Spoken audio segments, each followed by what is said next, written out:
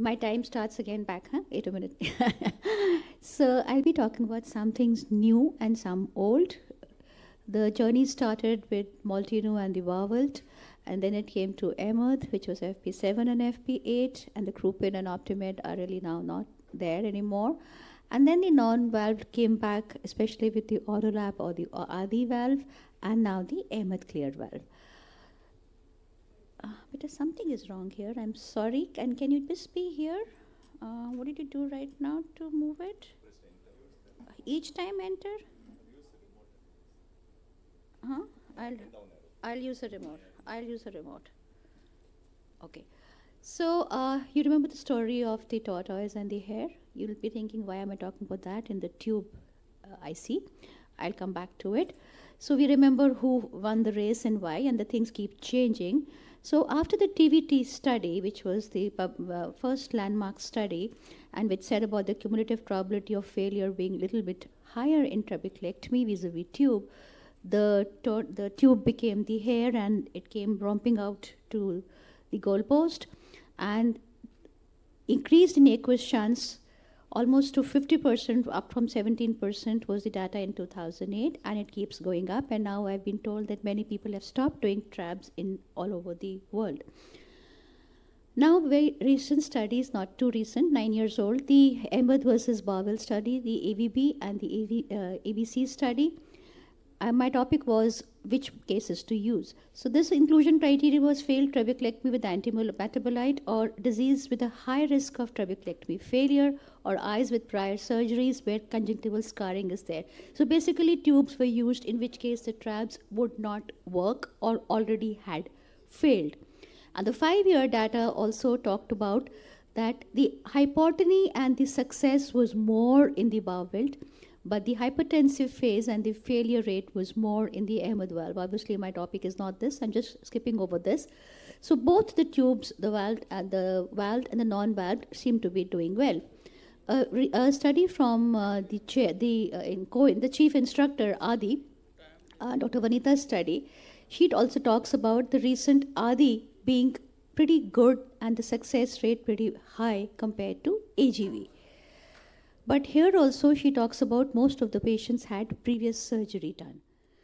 And the last study I'll be quoting is the Adi study from the people of Aravind. And here also, if you see, most of the data is from the patients who were maybe anticipated failure of the tubes. So keeping all these studies in the background, the indications is failed trabeculectomy, multiple glaucoma surgeries, and in the primary surgeries only when the TRAB failure risk is high, like secondary glaucomas, or there's a high risk of failure of conventional surgery where you have the sick or the scarred conjunctiva. Now comes the new goalpost, the primary tube versus TRAB study, the PTVT study, and the 3 years follow-up after this. Now here there was no previous incisional surgery, surgery naive eyes were taken, and their data was, again, let's go back to the hare and the tortoise, that maybe TRAB isn't too bad because the tubes did not do that well as TRABs did. So, which you can do AGV, Barwelt, ACP now.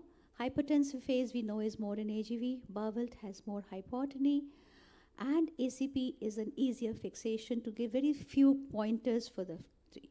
You already have seen the beautiful videos of Murli, so I will not be taking much time. But the ACP, the insertion technique is much easier. And for the AGV, something which I learned again from Vinita is to use not a scleral patch graft, but a corneal patch graft. And corneal patch graft, mind you, are much easier to get than a scleral patch graft. And I also use the scleral tunnel technique all the time, not at 4 or 5 millimeters, but at 3.5. And you can see that insertion was difficult, so I had to re-enter.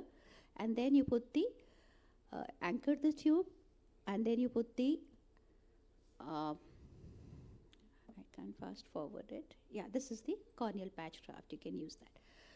But we did find a lot of tube erosions over the last 10 years I've been seeing, and patch graft I think is essential. Corneal decompensation is not a problem now because of the placement techniques, and the new ones are the iWatch implant, not yet available, but it would be beautiful if it would be targeted compression with an iWatch pen, and the pearl glaucoma implant, which I believe is going to come.